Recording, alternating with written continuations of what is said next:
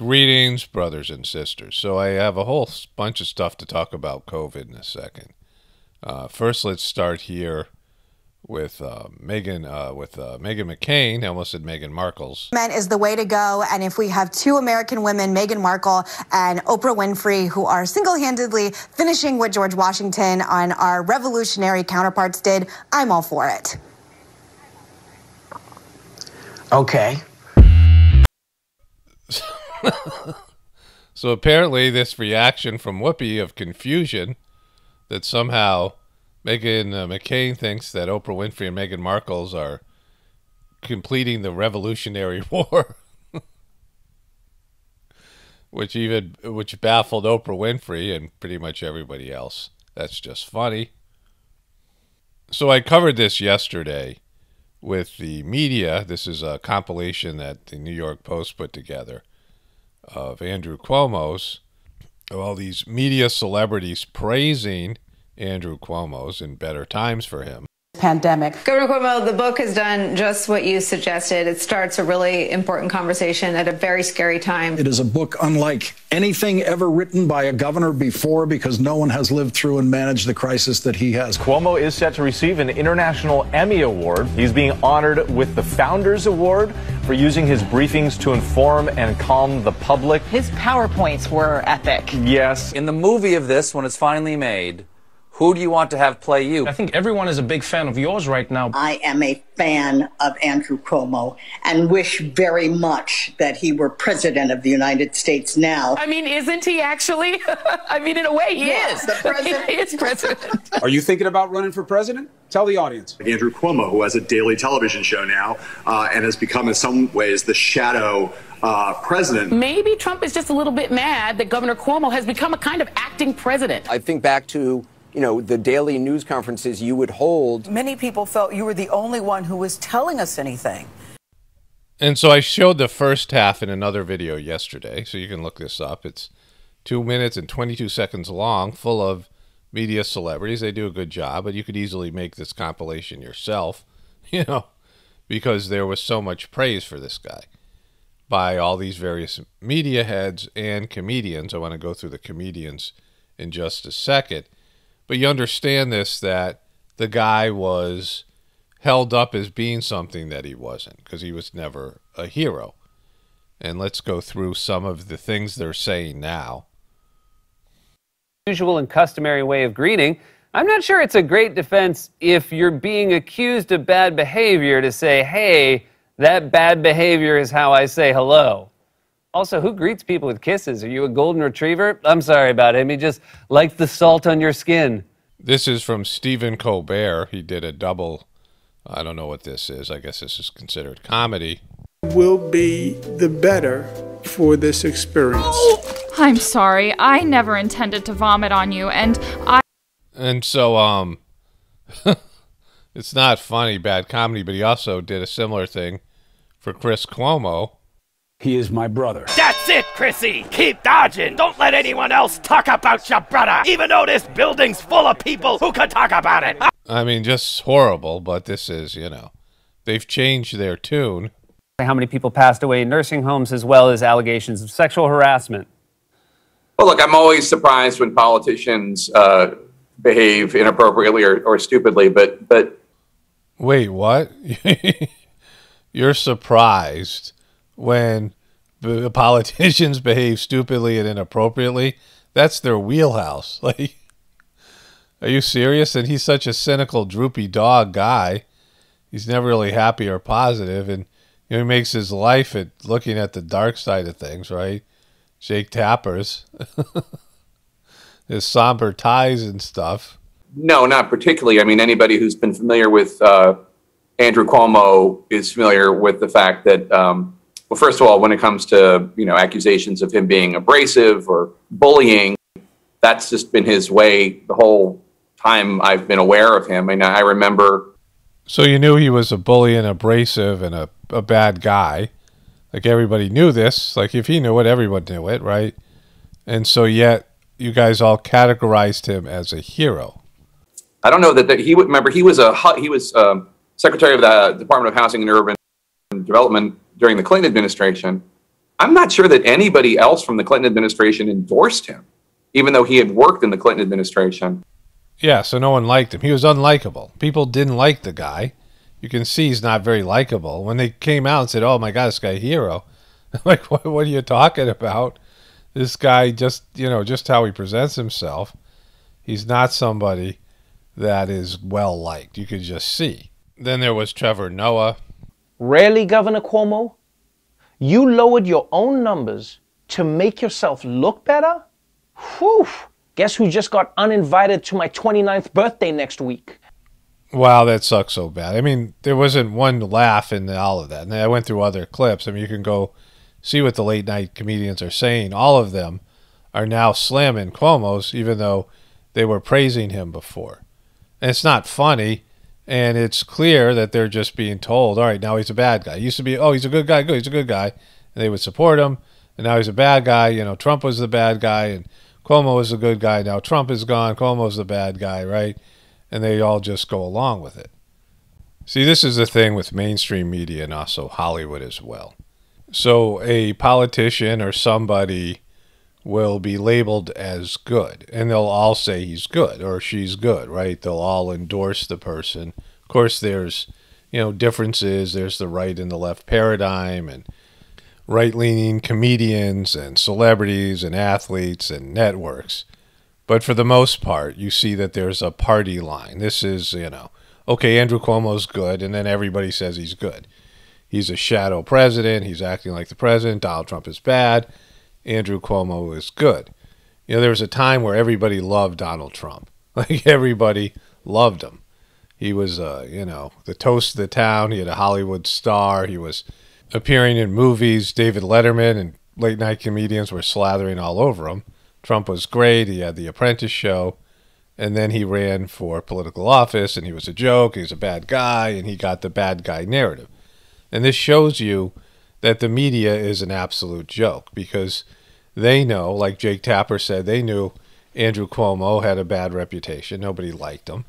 They all know each other, right? They all, they all have, relationships, and they're known entities. They're a part of the same circle, and everybody knows the stories. There's the official brand that we receive, and then there's the actual people that they all kind of know, and at least they could ask somebody, do you know this guy? What do you hear about this guy? And they would tell them the stuff that we don't hear. So the news media knows all these things, rumors, negative things, that character flaws and things that a person has, a politician. But they're told in, a shadowy way, in a sort of a subversive way, oh, everybody loves Andrew Cuomo, right? This is 100% approval rating from the media. He's a hero in New York, even though he's presiding over the most deaths of anybody in the United States and the world, right? This vortex of people dying in New York City, in New York State, and he's in charge of it. And while this is going on, he's holding these press conferences, and he's, acting like a guy who, if you were going to cast him in a movie, he'd be a villain, right? He's got these dark circles. It's just his voice, his mannerisms. He's like some sort of mafia thug, right? And he's only there. His dad was a famous politician. When I was a kid, because I'm, part Sicilian. My dad's, half Sicilian. My parents grew up in New Jersey, so they were influenced by New York City. And Mario Cuomo became mayor or governor or something. I think governor. He's the dad of Chris Cuomo and Andrew Cuomo's. And it was a big deal, right? This is, an Italian governor in New York. It was kind of like a breakthrough compared to where Italians were when my dad grew up, right? They were, prejudiced against or whatever. And so, it was a big deal. And so this guy has had these kids, right? And you have these second generation entitled brats, right? Which always happens. I don't know how corrupt or good Mario Cuomo is. I think every governor and mayor of New York City has to be a little bit corrupt or a lot corrupt, right? Because it's New York, all these big cities. But anyways, the media just does what they're told. Andrew Cuomo's good. Okay, Andrew Cuomo's good. Andrew Cuomo's bad. Okay, Andrew Cuomo's bad. So they're, this is, and we all kind of know this, but it's right there in front of you with the way that this is played out. Like I said, with Trump, even with Biden was a bumbling groper in 2015. I did a whole video about that. CNN did a hit piece on him because they didn't want him running against Hillary Clinton, but then 2020, he's a hero, right? So they just create heroes and villains. Oftentimes heroes become villains. It's whatever the script says. They all read from the same script, and it ends up going in that direction, right? Usually it goes from hero to villain. Very seldom does it go from villain to hero. Once you're in the villain category, you're kind of effed.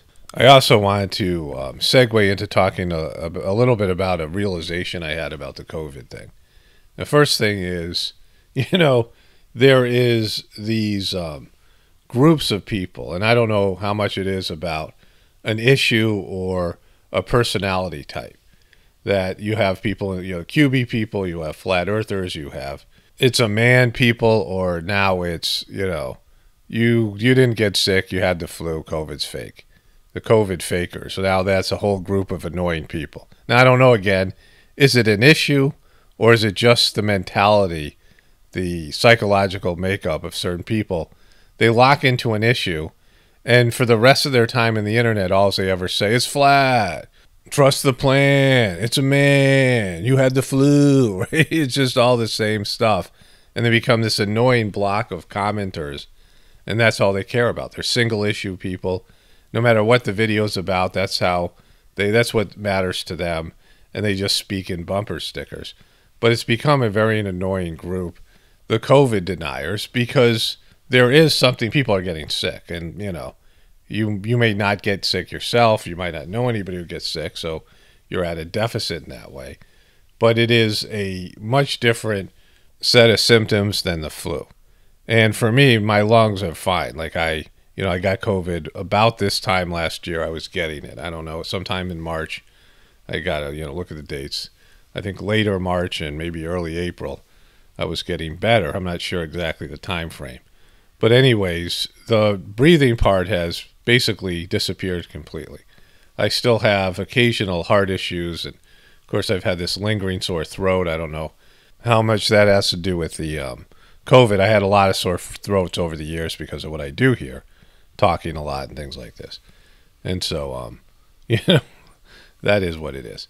But there are lingering symptoms, and people have a wide variety of symptoms, and in terms of how long they have it, and just, a variety of different levels of the disease, or levels of the expression of whatever it is. And again, I'm not saying it is what they say it is, because I'm always suspicious of the mainstream media and the people in charge of whatever, disseminating information, obviously. But people are getting sick. And I was thinking about this the other day, because I made, a series of videos where I talked about long-term effects of things. Like back when cigarettes came out, were widely used, people didn't get sick right away from them. Very few people. Maybe you felt sick when you smoked your first cigarette. You knew it was bad, you coughed, whatever. But the real negative effects from cigarettes is a time-release type of situation. And so you would get sick, you would get lung cancer in 20 years or so. The same thing with Chernobyl or some sort of nuclear disaster. It's a time-released effect. So people would be exposed to radiation. The people who were exposed severely might die immediately. But the rest of them, it would take some period of time. And then you have cancer now and heart disease. And the foods, the negative foods and lifestyle and all the things that people are ingesting, sugars and fat and all these things that people are eating that are bad for them. It doesn't kill you right away. It's a slow kill, right? It is it takes a while, and then it affects so many people. So heart disease and cancer are products of a slow kill, right? Something that has lingering effects and negatively affects you over a long period of time, slowly breaking you down and then ultimately resulting in your death. And so you have many examples of this in our modern day civilization, where things don't kill you right away, but they're, microwave energy, all the stuff I've talked about, electromagnetic frequency poisoning, things that's talked about in the Whispers of the Brighter World messages so much. And, it's a part of the disruption of the subtle bodies. It disrupts people's ability to connect spiritually with God and all these other things. And now I'm looking at COVID and the, related treatments for it as being that, right? They're not going to kill people right away for the most part. There's, people with pre-existing conditions and poor health and things.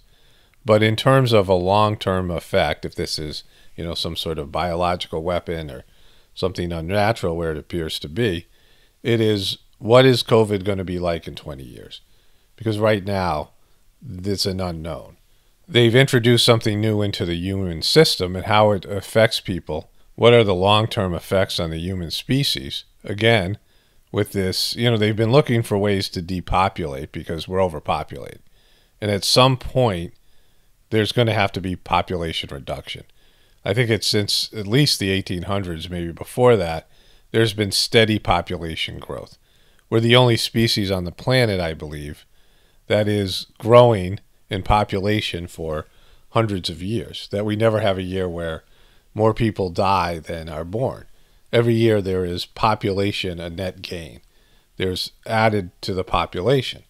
And so at some point that has to go the other way. It just has to. Every species has to have a die-off. And, this is the most populated, the most people that ever have been on this planet. And so, and then the cities on top of it, because it's cluster. I've talked about overpopulation isn't a global issue, it is a local issue. Overpopulation happens in cities. It doesn't happen across the whole globe. It's concentration population centers. It's the same thing with any species, right?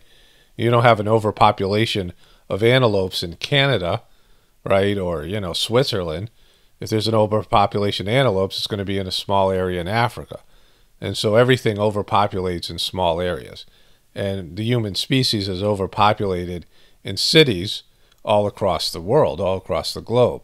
So it's a global issue because of local population density in these cities all across the world. And there is going to be some things that reverse this. And the way to reverse it is going to be people aren't going to be able to get pregnant very easily. You saw that great movie, The Children of Men. I've seen it like 4 or 5 times. It's just, there's so much truth in it. And it's something that, the predictions in it are more and more reality. And in The Children of Men, like the youngest person is like 18 years old or something like this, right? They're just, as far as everybody knows, there isn't babies being born. And Master Chargy said this years ago that, right now the world's overpopulated and people get pregnant really easily, but in the future that's not going to be the case. And so at some point, human beings are going to lose the ability to procreate. At least it's going to be very difficult for people to have babies. And within a short period of time, the population will be, at risk. Human beings will be at risk of going extinct because that's how quickly it happens. Whenever there's severe overpopulation of a species, it goes the other way. And the next thing you know, there's, a threat of extinction. It goes from one extreme to another.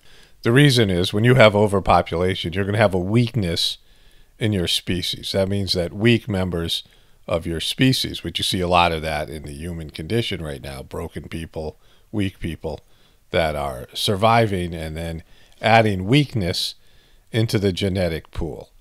And also, if you have a overpopulation, there's going to be a lot of toxins that are poisonous. Human waste is the worst. Like if you're going to compost human waste, you have to wait longer and it has to be done in a different way as opposed to cow manure. And things like rabbit waste you can use immediately for fertilizer. And so human waste has the most toxins in it. Human pollution, things like this, also has the most toxin in it for human beings.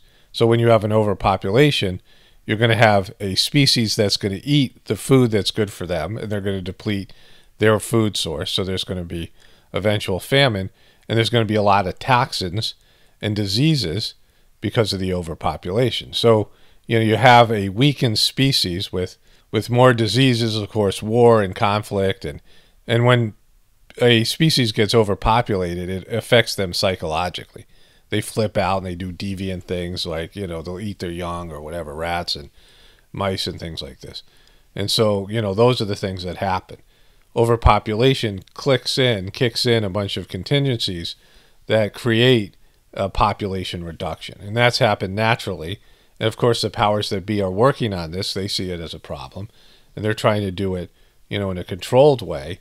And all of these things. You have people meditating on all the time, oh, we can't have kids and having kids is a bad thing, and, you know, safe sex and things like that, where that's an idea that, you know, having kids is dangerous. I mean, you know, like all of this. So people are meditating on reducing the population. People are aware of, you know, not having, a lot of people don't want to have kids, or, you know, whatever it is, and they're all meditating on that. And they're hearing this all the time, overpopulation. And so the human, you know, what's happening internally is manifesting a world in the future where it'll be more difficult for people to get pregnant, women to get pregnant, and have children. Already, we know that the male sperm count has been reduced by 50%. If it goes any lower, it'll be almost impossible for men to impregnate women. So that's already happening, and with the Wi-Fi and all these things. And so, you know, I believe that COVID is going to fold into that. That COVID, a big part of what's happening with COVID is going to decrease people's ability to have kids. And you'll see population numbers, birth numbers start to dwindle in the next, I don't know, maybe even soon. But at least in 15 or 20 years, you're going to see this, probably in 5 years maybe. And there'll be a noticeable reduction in the amount of births. Again, we won't see how COVID is going to affect the human species until 20 years. Right now, you know, it's not such a big deal. Most people who get it, they don't really, you know, it's similar to having a cold. They don't even, you know, notice it any differently than a cold or a flu. So they think, oh, they're not even sure if it's a real thing. And many people don't show any symptoms at all.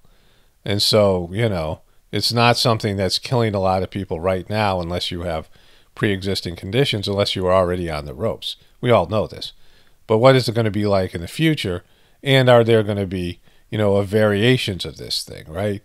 Does it, you know, it seems like it lingers in your system and it's just waiting for you to have like a, you know, a physical breakdown, an immune system breakdown or something. And, you know, it might be something that lingers on, and we'll see. You know, you might get it maybe, you know, multiple times. I mean, there's all these ways in which we don't, you know, it seems to be a long game type of, you know, strategy. There's these people called the long haulers that they've just had COVID now for, you know, since they've gotten it. They just don't get rid of it. It's a, you know, a mild fever and, you know, similar to some sort of chronic fatigue syndrome. And one of the things that, you know, helps me just, you know, cope with everything that I see on a daily basis, and I just don't get, you know, I'm light about things to make my videos light, and I don't get, you know, how dare you and, you know, shame on you type of stuff. You don't see me reacting emotionally and getting angry and, you know, feeling bad about the condition of human beings, because I know that we're in a transitionary period. There's going to be depopulation. And, you know, it's not my job to wake people up like people think, oh, you're supposed to wake people up. I don't think that at all. It's people's job to wake up, right? I provide information specifically about the spiritual awakening because to me that's the only solution. You know, that's the purpose of everything that's happening, that there needs to be a spiritual awakening. But when people get hostile with me or, you know, if they want to argue about something or, you know, they're in denial or whatever, I'm like, all right, whatever, you know, good luck to you, you know. I mean, there is going to be, you know, like a severe population reduction, and then there's going to be less spots. There's going to be less people who can be born as human beings. If it goes from 8 billion to 1 billion, that means there's going to be 1 out of 8 people, 7 people aren't going to have a spot in the future, right? They're not going to have there's no available slots in the future to incarnate on planet Earth. And it isn't some random thing where you just get, your soul just gets to incarnate. It's an opportunity here. It's something where, you know, there's a consciousness behind who gets to incarnate or not. In the future, when it's not the Kali Yuga, they're going to choose higher developed positive souls. And that's just, you know, there's going to be all these souls that won't be able to get back in. You know, they won't, you know, they can linger around the planet and try to do damage on a spiritual level, but they won't be allowed to be in a body, right? It's just, you know, and even if they are, it won't feel good for them because the vibrational condition will change on planet Earth, and they're always going to have vertigo and anxiety and nightmares, and they're not going to resonate with what's going on the planet. And so any, you know, lingering souls or things or ones that, you know, get in some way or another, they just won't be able to thrive in the future. They're doing great right now because of the vibrational field, and it's the Kali Yuga, and a systems that rewards for sociopaths and narcissists and things like this, selfish people. But in the future, that's not going to be the case. So for me, there's information out there, and there's a heartfulness system. It's an opportunity for people. They have to rise up to it, right? I don't have to beg or plead, or I'm not like Noah's Ark saying, you got to get on the ark. I don't, go ahead, swim, right? You don't want to get on the ark, right? All right, you see how that works out for you. I mean, it's a time for people to rise up and make the right choices. I mean, that has to happen. Coddling people, or even loved ones and people you care about, they have to make the choices, right? They have to do it. Like you can, they're open to listening to you, great. But if they're not, there's nothing you can do. There's no reason to get stressed about it. Like everybody is going to have to make this choice. It's, this idea of weakness in the human species is a real thing, obviously. There's so many weak people, so many, broken people, and they're just not going to be able to get it done, right? They're not going to be able to survive what's going to happen and then thrive what's going to happen afterwards. And so there's a way to relax into it and do what you have to do, right? Focus on what you have to do to be a part of the solution. And the solution's there for everyone, a spiritual solution. The heartfulness system is there. It's free, and people can experience the transmission on YouTube videos, or there's apps and things. I mean, there's, some sort of, links that I have in the description box that people can experience the benefits of the heartfulness system that's given for this transitionary period right now, that's given for, what's going on in terms of what's bad in the world with human beings, and then in terms of moving everybody, helping everybody make the right choices in the future. And if people don't, then they'll try something else. I mean, it's not, there's all these ways, everything works out in the end, right? Everything ends up going back to God in the end. Only spirituality will save this world. It's Paul Romano, definitely reporting from the Apocalypse and the Ascension. Everyone have a blessed day and be grateful.